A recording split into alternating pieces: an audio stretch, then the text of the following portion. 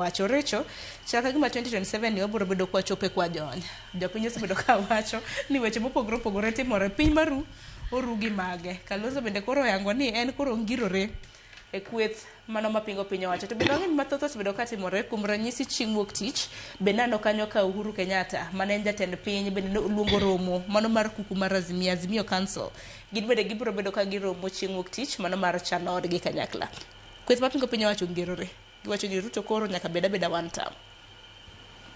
Erokamano ahinya Sharon. Ing'eyo ni kaka nasanyisi kanyo ng'ato ka ng'ato nigi pache to kendo jo Kenya te bende yienegi mar wacho pache. Freedom of speech. Mano chik ma Kenya omiyo.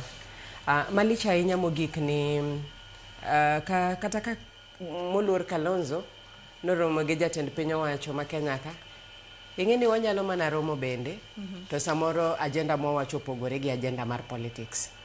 Koro mano bende ok wanyal kume ni no giromo giwacho e wach politics to kodhi kendo oko to wacho gimopogore.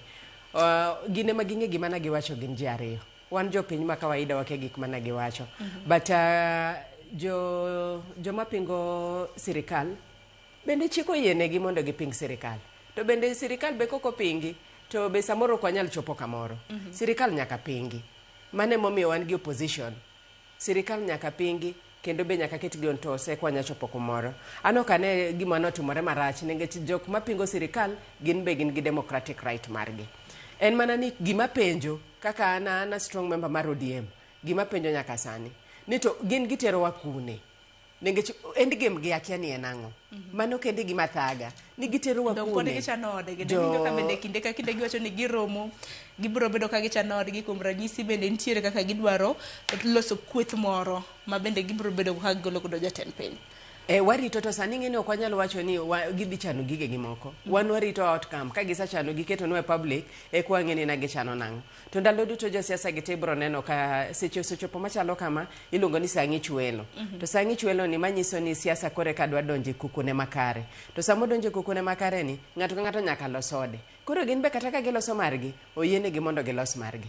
Kata ka moluor ker ma Kenya ka manoso dhi Uhuru Kenyatta bende. Embe ka noromo gi jogego ng'ato ka ng'ato sani nyaka losode. Mane momiyo kata wan ODM nyaka ombo alos mana odwa. Mane momiyo neno ka be na gitero rally maduong' kaka mega kocha bende kaka jo ODM mondo wambe walos mana odwa gik moko timre ng'ato ka ng'ato sani loso ode. To uno odune ongirore koso odwa ni nitiere gotuchi moko. Sharon odwa ni ongirore. Otuchi ok nyal kose ot kata ot moger mana maromo nade nyaka kumoro otuchi moro nyaka bede kamoro. To tuchigi be mamiyo ot bedo motegno. Ko tuchigi onge to ot biro bedo motegno nade. Koro ot nyaka bed mana motegno ka nitie tuchigi. To kata gin bende ok apar ka nitie kuma onge nini. Ni winjo ka Mheshimiwa Aisha Juma ka wacho ni en koro wuok e chama mar UDA. Koro manyiso ni ot ka ot nyaka bed gi kamoro otuchi moro. To tuchi ni be mamiyo ot bedo motegno. Koro tuchigi bendo yie nikech be ka gionge ot tinyalo wuoni maber to kare jokuoge no sodonje odi. Koro tuchigi nyaka bedi. Koro na yie gi gik ma gi weche mano wachore jatend piny owacho gi moluor Mheshimiwa Kalonzo Musyoka mbaka mana gigoyo gi ng'e ji ariyo. Samoro nyalo go mbaka to bende nok gichopo e winjruok. Kok gichopo e winjruok do nyaka dogi mondo nyis jogi ni en no gigo mbaka lakini nok giwinjore e kiwango moro. Chiko yiene ma Kenya ka. Koro ana neno ni onge gimoro amora marach mar go mbaka kendo ana kwa ker moluor Rais marwa William Samoei Ruto oluong ji te oketgi on board. Yes. To samoso oluongo gi te oketgi on board ni be ji te bende ok bi yie moko bende bro yie. But an gima neno sani ni mane embe kako nyalo so ode. Olunga ji te ji obed piny ji ogo mbaka.